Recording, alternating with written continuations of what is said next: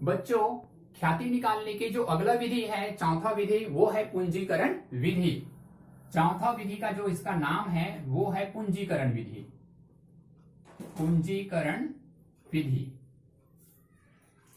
और इस विधि के द्वारा जो है दो तरीके से ख्याति की गणना किया जाता है। पहला, औसत लाभ का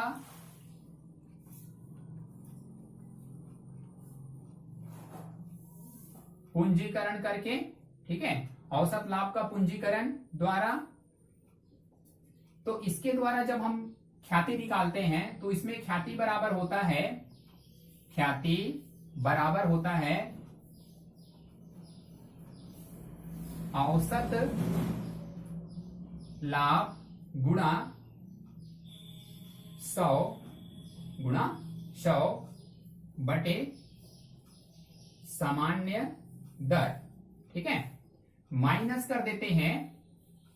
माइनस यहां पर होता है विनियोजित पूंजी, माइनस विनियोजित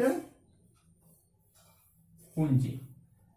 अब ये विनियोजित पूंजी कैसे निकलता है वो पहले भी आपको बता दिया गया है। इस प्रकार से औसत लाभ का पूंजीकरण के द्वारा जब ख्याति निकालते हैं तो ख्याति बराबर होता है औसत लाभ गुणा 100 बटे सामान्य दर ऋण पूंजी का, है ना, विनियोजित पूंजी। ठीक है बच्चों। दूसरा होता है अधिलाभ का पूंजीकरण द्वारा। ठीक है, अधिलाभ का पूंजीकरण के द्वारा भी निकाला जाता है।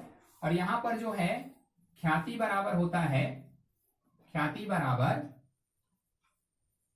अधिलाभ गुणा 100 बटे सामान्य दर। ठीक है, इस प्रकार से इसका सूत्र होता है ख्याति बराबर अधिलाभ गुणा 100 बटे सामान्य दर। इस प्रकार से हम जो है इसको तैयार करते हैं। ठीक है बच्चों, तो ये है। अब हम जो है समझते हैं इससे रिलेटेड एक सवाल, ठीक है, जो कि अभी आपके स्क्रीन पर है।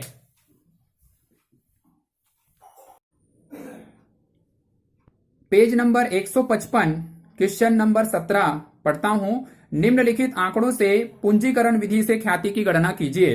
कंडीशन आ, औसत लाभ विधि द्वारा, दूसरा अधिलाभ विधि द्वारा।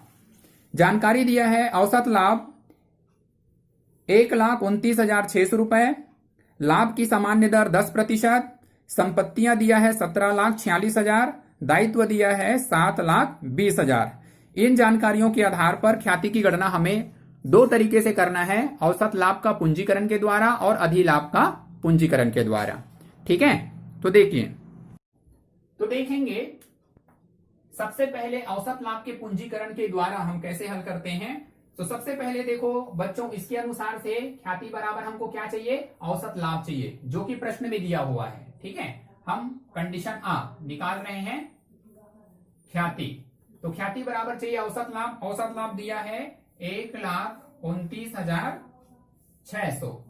ठीक है, दर लिख देंगे गुणा 100, दर जो दिया है प्रश्न में 10%। कितना, 10%। इसमें हमको माइनस क्या करना है, विनियोजित पूंजी। और विनियोजित पूंजी के लिए हमको दिया है संपत्ति और दायित्व।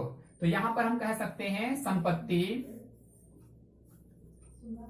ऋण दायित्व बराबर क्या होता है, विनियोजित पूंजी। ठीक है, तो मान लिखे निकाल लेंगे इसको, पहले हल कर लेते हैं यहां पर। तो इस प्रकार से यहां पर अगर देखें तो इसका है 17,46,000 ऋण 7,20,000,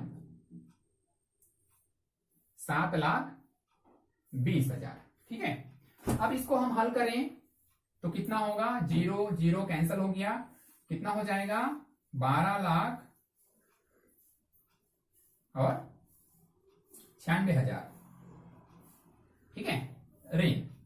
अब इसको घटा देते हैं भाई, तो आएगा 0 0 और 0, ये हो गया 6, 4 में से 2 घटाएंगे आएगा 2, 7 में से 7 0, है ना, और 1, ये आ गया 10,26,000।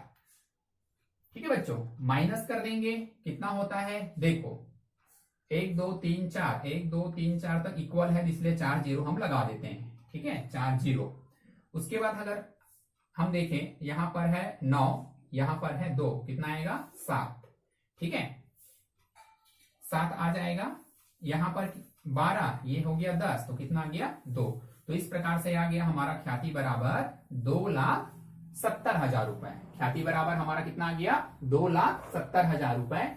इसके द्वारा औसत लाभ के पूंजीकरण के द्वारा हमारा ये आ जाएगा। ठीक है बच्चों, ठीक है। तो यहां पर दूसरा जो है वह है अधिलाभ द्वारा। तो ख्याति बराबर होता है ना, यहां पर लिखा ही है ख्याति बराबर अधिलाभ गुणा दर बटे 100, है ना। अब अधिलाभ हमको निकालना रहेगा। ठीक है, तो अधिलाभ निकालने के लिए हमको क्या चाहिए भाई, हमको चाहिए रहेगा अधिलाभ निकालने के लिए औसत लाभ चाहिए रहेगा और दूसरा सामान्य लाभ चाहिए रहेगा। ठीक है ना। तो औसत लाभ तो हमको प्रश्न में दे ही दिया है, दे दिया है ना। तो सबसे पहले हम अभी निकाल लेते हैं अधिलाभ। अधिलाभ बराबर औसत लाभ ऋण सामान्य लाभ। औसत लाभ हमारा कितना दिया है, तो औसत लाभ हमारा दिया है कितना 1,29,600, ये हमको दे दिया गया है जी। ठीक है, दूसरा हमको निकालना है, क्या चीज निकालना है, सामान्य लाभ। तो सामान्य लाभ के लिए हमारे पास क्या है, सामान्य लाभ के लिए हमारे पास यहाँ पर विनियोजित पूंजी है। ये विनियोजित पूंजी निकाले ना, संपत्ति ऋण दायित्व बराबर विनियोजित पूंजी। तो इस विनियोजित पूंजी का 10%, तो इसका 10% कितना आ जाएगा भाई 102600। ठीक है, इतना आ जाएगा।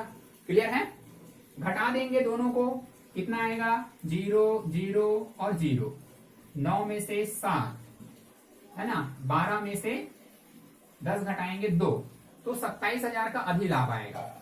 अब निकालेंगे ख्याति, और ख्याति बराबर क्या होता है, अधिलाभ गुना 100 बटे सामान्य दर। तो इस प्रकार से अधिलाभ निकल गया है 27,000 गुना 100 बटे सामान्य जो दर है 10, कैंसल करेंगे तो इस प्रकार से इसका भी आंसर कितना आएगा 2,70,000। 2,70,000। इस प्रकार से पूंजीकरण विधि के द्वारा ख्याति की गणना किया जाता है, दो तरीके से, एक औसत लाभ का पूंजीकरण करके और दूसरा अधिलाभ का पूंजीकरण करके। ठीक है बच्चों, आज के लिए बस इतना ही, बाकी अगले वीडियो में देखेंगे।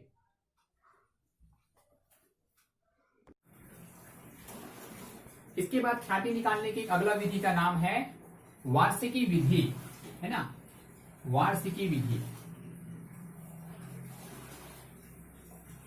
इस विधि में 1 रुपए का वर्तमान मूल्य दिया रहता है। ठीक है, तो इसमें जो है ख्याति बराबर निकलता है बच्चों, ख्याति बराबर होता है अधिलाभ गुणा 1 रुपए का वर्तमान मूल्य, वर्तमान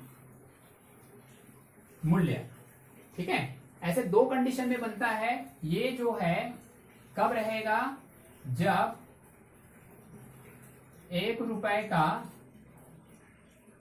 वर्तमान मूल्य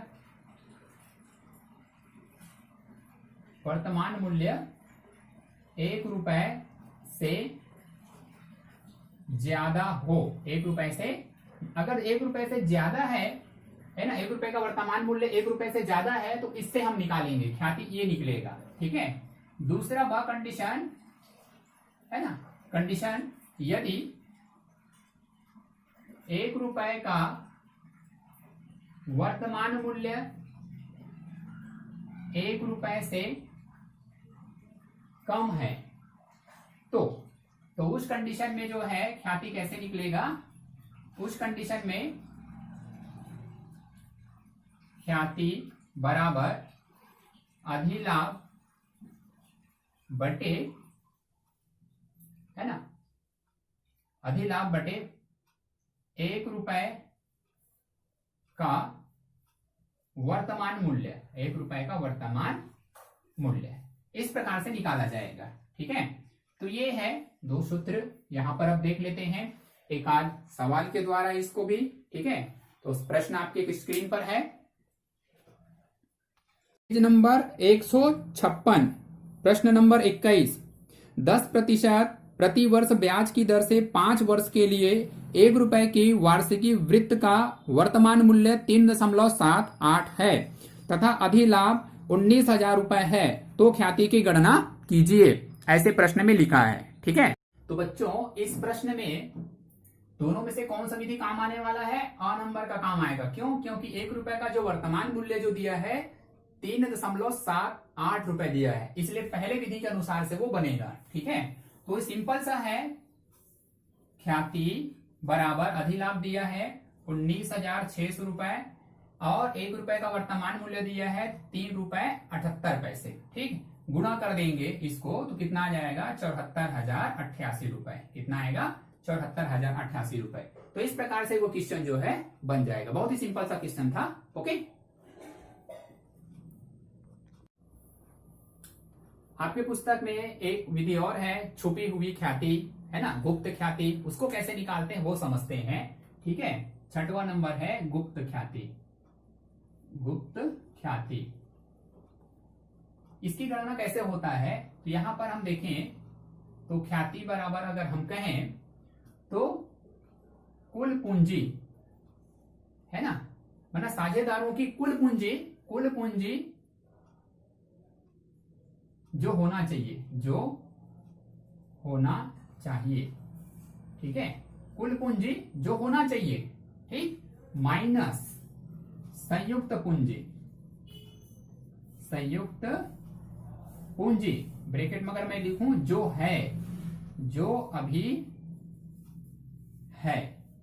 अभी वर्तमान में है, तो ये दोनों का जो अंतर है वही कहलाता है ख्याति। वही क्या कहलाता है? ख्याति। तो एक प्रश्न के द्वारा हम उसको समझते हैं। तो देखें आपके स्क्रीन पर एक प्रश्न, पेज नंबर 156, क्वेश्चन नंबर 22। ए और बी क्रमशः 26,000 रुपए और 22,000 रुपए की पूंजी के साथ साझेदार है। वे फर्म के लाभ में 1/4 हिस्सा के साथ सी को साझेदार के रूप में प्रवेश देते हैं। सी अपने हिस्से की पूंजी में 22,000 रुपए लाता है। सी के प्रवेश पर गुप्त ख्याति की गणना कीजिए। ठीक है बच्चों, तो इस प्रश्न को देखो अभी हम हल कर रहे हैं। ओके, तो देखो बच्चों, सी जो है एक नया साझेदार आ रहा है और वो अपने 1/4 भाग के लिए 26,000 रुपए ला रहा है। ठीक है, तो उसको कितनी पूंजी होना चाहिए? तो कुल फर्म में कितनी पूंजी होना चाहिए वो पहले निकालेंगे, उसके बाद कितना है वो हम अभी निकालेंगे। ठीक है, तो सबसे पहले हम निकालते हैं कुल पूंजी, है ना, जो होना चाहिए। तो सी अपने 1/4 भाग के लिए 26,000 रुपए पूंजी, 26,000 रुपए पूंजी लाता है। 26,000 रुपए का वो पूंजी लाता है। ठीक है, इसीलिए कुल एक भाग के लिए, एक भाग मतलब संपूर्ण, है ना, संपूर्ण, एक मतलब संपूर्ण भाग, है ना, संपूर्ण भाग के लिए पूंजी बराबर, तो ये कैसे निकलेगा? 26,000 गुना, ये उल्टे हो जाएंगे, 4/1 गुना 1। इसको हल कर देंगे अब तो कितना आ जाएगा बच्चों? इसको हल करने से आएगा 1,04,000, 1,04,000 रुपए। तो कहने का मतलब ये है कुल पूंजी कितना होना चाहिए? 1,04,000 रुपए। अब देखते हैं संयुक्त पूंजी कितना है ना, फर्म में कितना पूंजी है। तो संयुक्त पूंजी बराबर सभी संयुक्त पूंजी कैसे निकलते हैं? सभी साझेदारों की पूंजी को जोड़ देंगे। ठीक है, तो ए की जो पूंजी है वो कितना है? ए की पूंजी 26,000, ए की पूंजी है 26,000। ठीक है, बी की पूंजी कितना है? 22,000 और सी पूंजी ला रहा है वो कितना? 26,000। ये सबको जोड़ो, 0 0 0 कितना हो गया? 8 14 4। ठीक है, बचा कितना? 1 और ये हो गया 7। कितना आ गया? 74,000। संयुक्त पूंजी कितना? 74,000। इसलिए ख्याति बराबर 1,04,000 ऋण 74,000। तो बच्चों कट करेंगे कितना आ जाएगा? 30,000। कितना आएगा? 30,000। तो 30,000 रुपए की ख्याति जो है गुप्त ख्याति ऐसे निकाली जाएगी। ठीक है कि कुल पूंजी कितना होना चाहिए, जो साझेदार आ रहा है जितने भाग के लिए उसकी पूंजी जब जितना ला रहा है उसी के अनुसार से कुल कितना होना चाहिए वो हमें निकालना होगा।